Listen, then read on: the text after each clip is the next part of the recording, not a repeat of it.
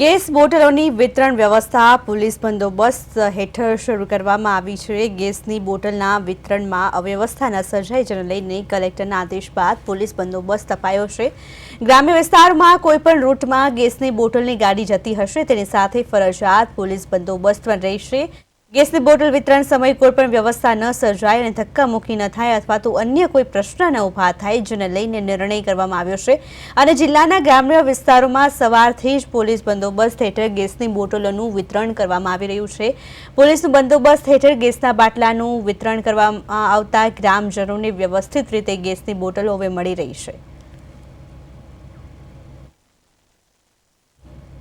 મધ્ય પૂર્વમાં ચાલતા યુદ્ધની પરિસ્થિતિ વચ્ચે આજે બનાસકાંઠાના જે આ પાલનપુર વિસ્તાર છે, પાલનપુર વિસ્તારના ગામડાઓમાં પણ ગેસની ખૂબ તકલીફ પડી રહી છે। મહિલાઓને પણ જે રસોડામાં જે કહેવામાં આવે કે જે વારંવાર જે રસોઈ બનાવવાથી લઈને જે તકલીફોનો સામનો કરવો પડતો હોય છે, આ પરિસ્થિતિ વચ્ચે આજે પાલનપુરના જે ગ્રામ્ય વિસ્તાર છે ત્યાં પણ આ એક ગેસની જે રિફિલિંગના વિતરણ માટે જે એક આ ગાડી આવી છે ને એ ગાડીમાં જ્યારે પોલીસનો બંદોબસ્ત પણ રાખવામાં આવ્યો છે ને આ પોલીસ બંદોબસ્ત વચ્ચે આજે જે આ ગેસનું વિતરણ કરવામાં આવી રહ્યું છે। મહિલાઓનું કહેવું છે કે આ વિસ્તારમાં જે ગ્રામ્ય વિસ્તારો છે તે સમયસર હાલમાં ગેસ ન મળવાથી રસોડામાં જે રસોઈ બનાવવાથી લઈને ઘણી બધી મુશ્કેલીઓ પડી રહી છે।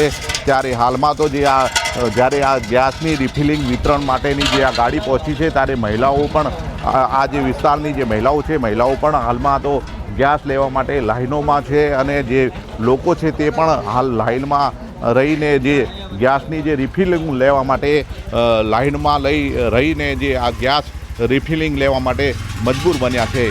રાજેશ રાવલ, પ્રદેશ 24 ગુજરાતી, બનાસકાંઠા।